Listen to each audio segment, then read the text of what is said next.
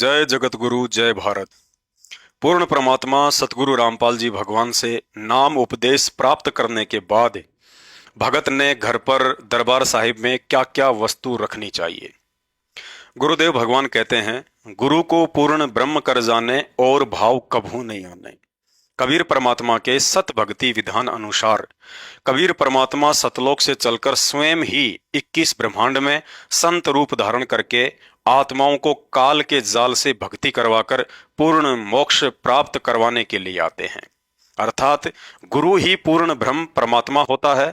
इस कटु सत्य के अलावा एक सुयोग्य भगत के मन में सौपन में भी दूसरा भाव नहीं आना चाहिए कि मेरे गुरु के अलावा कोई अन्य और भी कबीर भगवान कहीं होगा।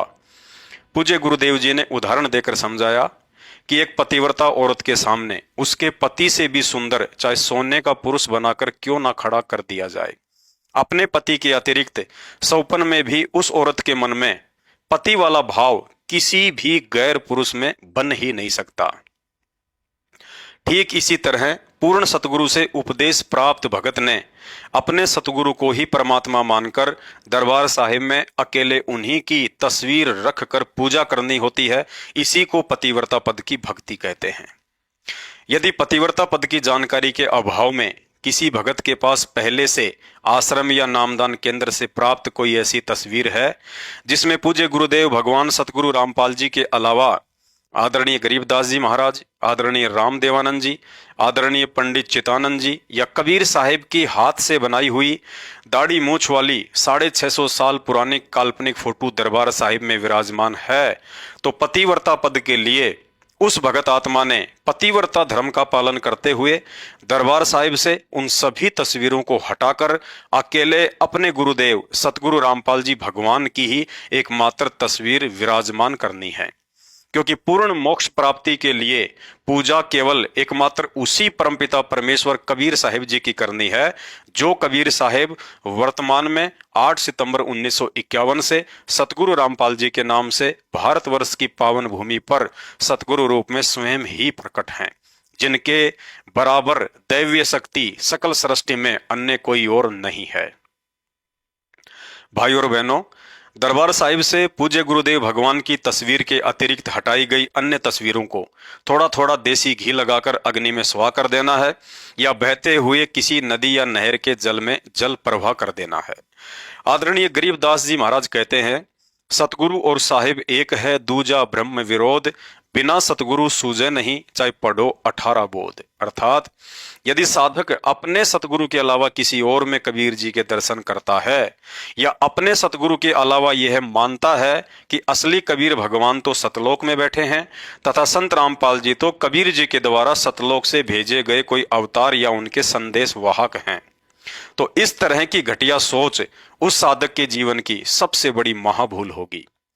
आदरणीय गरीबदास जी कहते हैं, गुरु को मानुष जोग्य न और कर चरणा अमृत को पान, ते नर नरक में जाएंगे युग युग बने समान। अर्थात साधक अपने गुरुदेव को, जिस गुरुदेव से अनमोल तत्व ज्ञान प्राप्त हुआ, जिस गुरुदेव से शास्त्र अनुकूल सर्वश्रेष्ठ मोक्षदायिनी सत भक्ति प्राप्त हुई, जिस गुरुदेव के आशीर्वाद से काल निरंजन और अकाल मौत का भय समाप्त हुआ, जिस गुरुदेव की कृपा से हमारे बिगड़े काम बने, हम रोगी से स्वस्थ हुए, विकारों से मुक्त हुए तथा अंत में सहज मृत्यु को प्राप्त होकर अविनाशी लोक सतलोक में स्थायी निवास प्राप्त करेंगे, ऐसे गुरुदेव भगवान को यदि साक्षात कबीर परमात्मा के रूप में देखने के बजाय 21 ब्रह्मांड का एक सामान्य व्यक्ति समझेंगे या अपने की तरह एक स्त्री के गर्भ से जन्म लेकर आया हुआ मनुष्य समझेंगे तथा उनसे उपदेश लेकर रोजाना उनका चरणा अमृत भी पीते रहेंगे,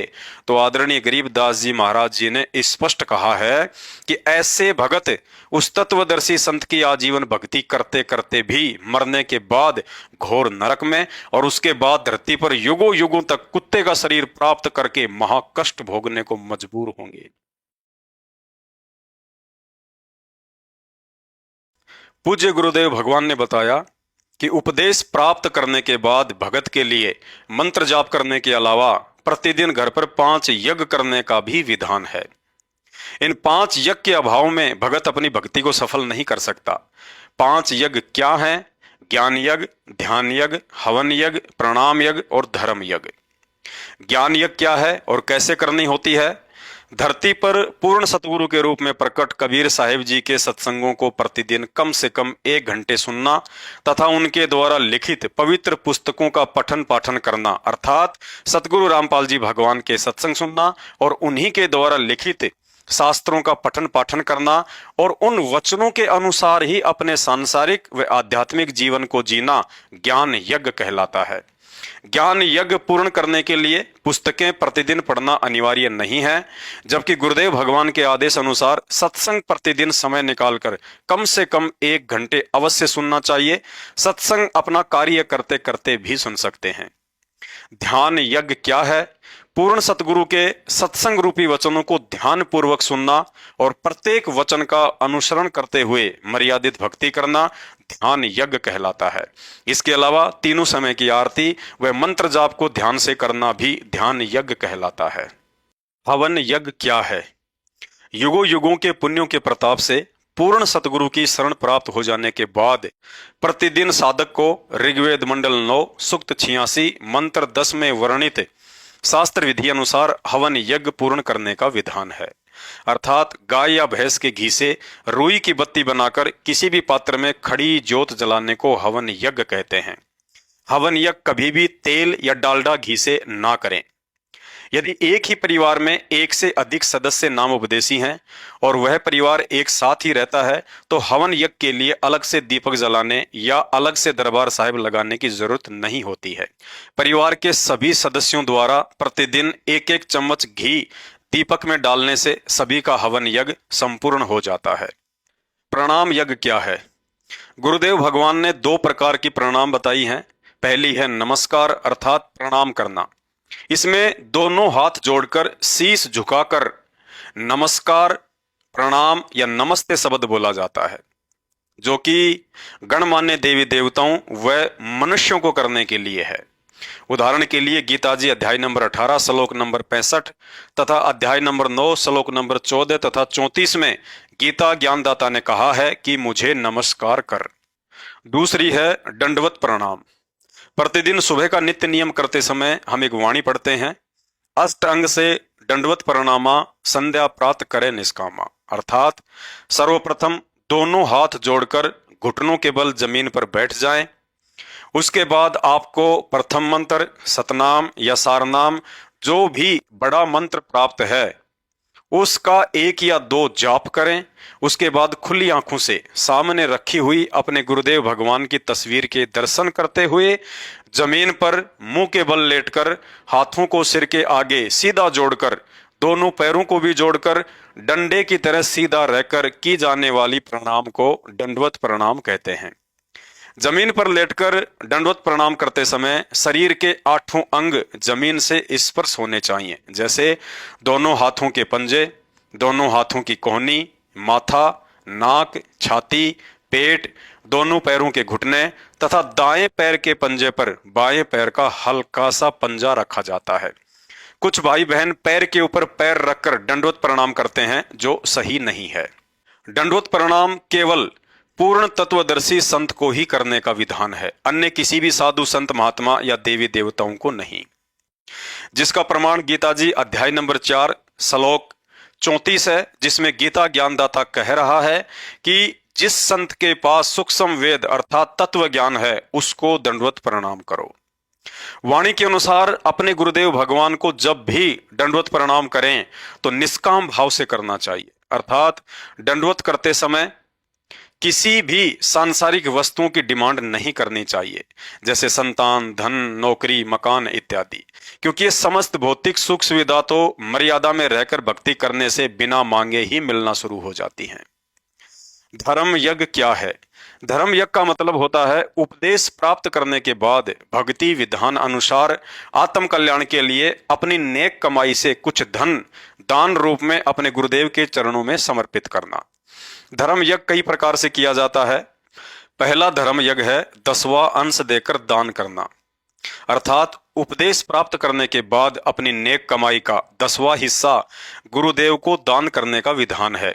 कबीर परमात्मा की वाणी है, 10वां अंश गुरु को दीजिए, जीवन जन्म सफल कर लीजिए।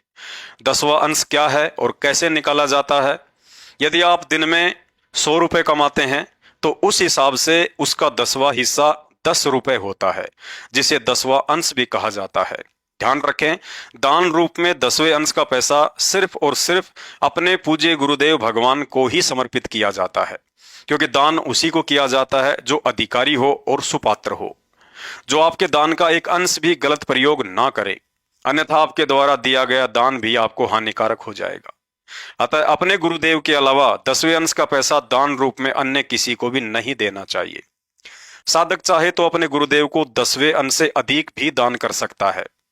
एक सत्संग में पूज्य गुरुदेव भगवान सतगुरु रामपाल जी ने बताया कि जब ये प्राणी मां के गर्भ में बहुत अधिक कष्ट में होता है तो आत्म रूप में परमात्मा से प्रार्थना करता है कि हे परमात्मा, मुझे इस नरक से बाहर निकालो। मैं बाहर आकर आप ही का गुणगान करूंगा, महिमा करूंगा और तत्वदर्शी संत को गुरु धारण करके अपनी नेक कमाई का 50% हिस्सा धर्म में लगाऊंगा। लेकिन जैसे ही प्राणी मां के गर्भ से बाहर आकर तीनों गुणों से प्रभावित होता है तो गर्भ में परमात्मा से किए गए सारे वायदे भूलकर सांसारिक क्रियाओं में मग्न हो जाता है। ना गुरु बनाना याद रहता है और ना ही दान धर्म करना याद रहता है। फिर वही दयालु कबीर परमात्मा स्वयं ही सतगुरु रूप में प्रकट होकर हमें फिर से सत्संग करके वो सारी बातें याद दिलाते हैं कि भाई वो दिन कर ले याद, गर्भ में था डेरा, रोवे था के भजन करूंगा हर तेरा। उस समरथ की रीझ छुपाई, अब कुल कुटुंब से राता, गर्भ के अंदर वचन भरे थे, कहाँ गई वो बाता। दूसरा धर्म यज्ञ है पाठ व ज्योति हवन यज्ञ करवाना। गुरुदेव भगवान ने बताया कि पाठ व ज्योति हवन यज्ञ का मोक्ष से कोई लेना देना नहीं है। पाठ और ज्योति यदि इच्छा रहित निष्काम भाव से करवाया जाता है तो साधक को पुण्य मिलता है, जिससे भक्ति मार्ग में आने वाली प्रारब्ध की रुकावटें समाप्त होती हैं। पाठ व ज्योति अपने गुरुदेव भगवान से आज्ञा लेकर ही करवाना चाहिए। बिना गुरु की आज्ञा और किसी भगत या अन्य अनाधिकारी व्यक्ति से करवाया गया पाठ लाभ की जगह हानि देता है। शंका, सन 2014 से वर्तमान समय 2024 में गुरुदेव भगवान हिसार जेल में बैठे हैं, तो पाठ कैसे व कहां करवाएं? गुरुदेव भगवान की अनुपस्थिति में भूलकर भी भावुक होकर या अज्ञानतावश किसी अन्य अनाधिकारी के कहने से पाठ करवाने के बजाय भगत ने अपने घर पर ही गुरुदेव को दंडवत प्रणाम करके साल में एक बार पाठ प्रकाश और ज्योति हवन यज्ञ का संकल्प कर लेना चाहिए। शंका, घर पर पाठ व ज्योति का संकल्प कैसे किया जाता है? आदरणीय गरीबदास जी महाराज जी कहते हैं, गुरु को पूर्ण ब्रह्म कर जाने और भाव कभू न आने। अर्थात अपने गुरुदेव को ही पूर्ण ब्रह्म परमेश्वर मानते हुए घर पर दरबार साहिब के आगे दंडवत प्रणाम करते हुए ये संकल्प करें कि हे परमपिता परमेश्वर सतगुरु रामपाल जी भगवान, दास आपके चरणों में निष्काम भाव से अपने आत्म कल्याण के लिए पाठ प्रकाश का संकल्प करता है। हे परवरदिगार, दास की प्रार्थना को स्वीकार करने की कृपा करें। हे गुरुदेव, जिस दिन आप जी अपनी लीला समाप्त करके दास को साक्षात दर्शन देने की कृपा करेंगे, उस दिन पाठ प्रकाश की आपके द्वारा निर्धारित जो भी सेवा राशि होगी, दास आपके चरणों में समर्पित कर देगा। अपने दास पर सदा अपना प्यार भरा आशीर्वाद बनाए रखना। हे गुरु श्रेष्ठ, दास से भूलकर कोई त्रुटि हो जाए तो नादान समझकर क्षमा करना दाता। इस तरह से भाई बहन घर पर ही पाठ प्रकाश का संकल्प कर सकते हैं और कहते हैं, साधु भूखा भाव का, धन का भूखा नहीं, जो कोई धन का भूखा वो साधु भी नहीं।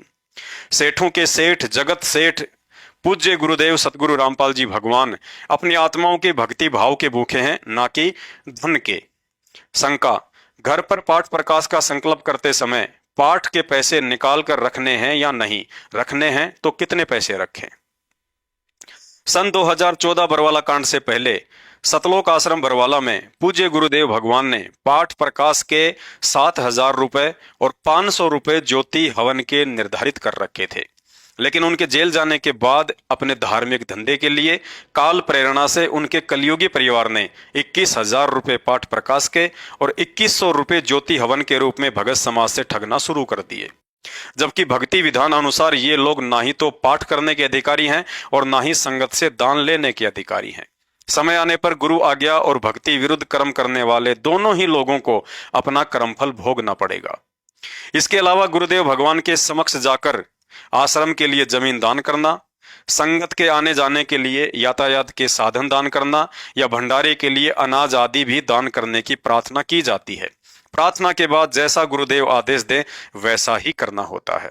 गुरुदेव भगवान के जेल जाने के बाद भावनाओं में बहकर जिन भगत भाई बहनों ने गुरुदेव से आमने सामने मिलकर आज्ञा लिए बिना जो जमीन आदि दान की है, वह दान उनका निष्फल है, क्योंकि गुरुदेव कहते हैं गुरु बिन दान पुण्य जो कर ही मिथ्या होय कभू न फल ही। अतः पूज्य गुरुदेव जी के हिसार जेल से बाहर आने तक आप जी भक्ति विधान अनुसार पाठ व ज्योति का संकल्प करके और घर पर रोजाना 5 यज्ञ करके अपने धर्म यज्ञ को पूर्ण कर सकते हैं। भाई और बहनों, 2014 बरवाला कांड के बाद गुरुदेव की अनुपस्थिति का यह समय भगत समाज की परीक्षा का समय है।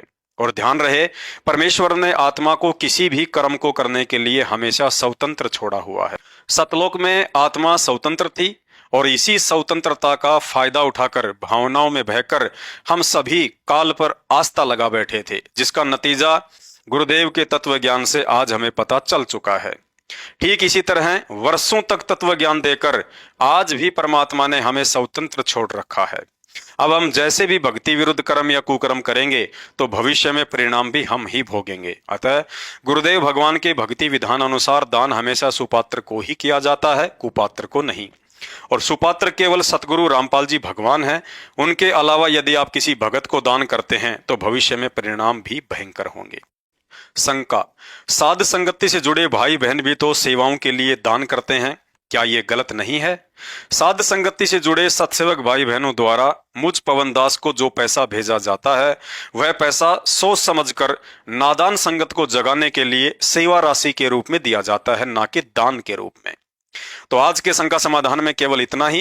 शंका समाधान के और अधिक वीडियो देखने के लिए हमारे Facebook page Pawan Das is live Manav Dharmi Pawan दास को फॉलो करें। वीडियो अच्छा लगे तो शेयर करें।